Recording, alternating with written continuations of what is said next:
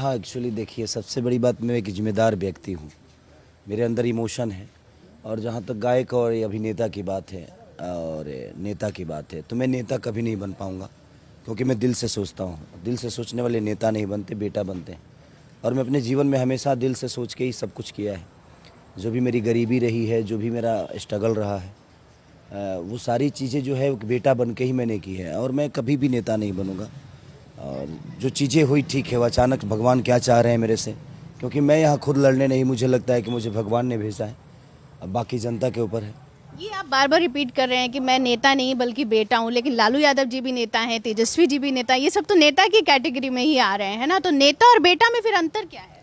देखिए, वो नेता और बेटा में अंतर ये है कि एक बेटा जो होता है वो अपने परिवार की जिम्मेदारी समझ के रोज़ की रोज़गारी करके भी अपने बच्चों का पेट पाल लेता है, अपने बुजुर्गों का ख्याल रख लेता है।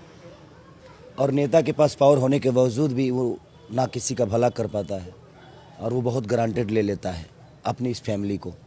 अगर दुनिया में कोई भी आदमी अपने 2 लोगों को भी फैमिली बना लेता है तो 2 लोगों का ख्याल रखता है। तेजस्वी जी और लालू जी क्या मतलब ये ग्रांटेड ले रहे हैं हमारे समाज को? नहीं नहीं, तेजस्वी जी ग्रांटेड नहीं ले रहे हैं। जो नई सरकार है वो ग्रांटेड ले रही है, जो अभी 15 साल से चल रही है।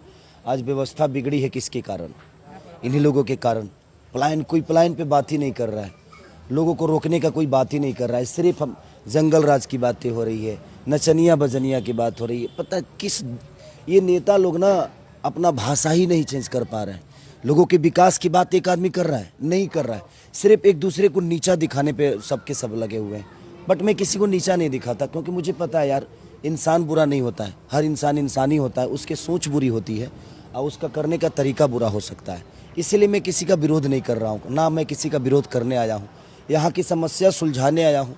जितना हो सकता है, जिस प्रॉब्लम में हमारा छपरा है, हमारा बिहार है, चाहे वो तेजस्वी जी हो या मैं हूँ, और चाहे तेजस्वी जी के जितने भी प्रत्याशी हैं, अगर एक बार सरकार बदली तो शायद हम लोग इसके लिए लड़ पाएंगे। सर, आप मैट्रिक पास करके यहाँ से चले गए थे, छपरा से मैट्रिक पास करके यहाँ से चले गए थे। क्या स्ट्रगल आपने झेला है? और यहाँ पर युवा अभी भी वो स्ट्रगल जो इसका जिक्र आपने किया कि पलायन जो है वो बहुत होता है, हम देख रहे हैं यहाँ पे सिलीगुड़ी तक की बसेस जो हैं वो यहाँ से चलती हैं, दिल्ली बम्बई के अलावा। तो क्या स्ट्रगल होता है और उसको लेकर के खेसारी लाल यादव और शत्रुघ्न यादव क्या काम करेंगे? देखिए, मैं भी उसी में कमारा हुआ हूँ।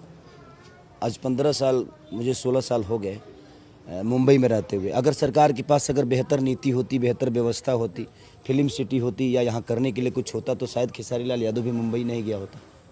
तो विषय वही है कि यहाँ की व्यवस्था जो है ना कहीं बहुत लूजर है, और यहाँ के लोगों को जनता की कोई चिंता नहीं है।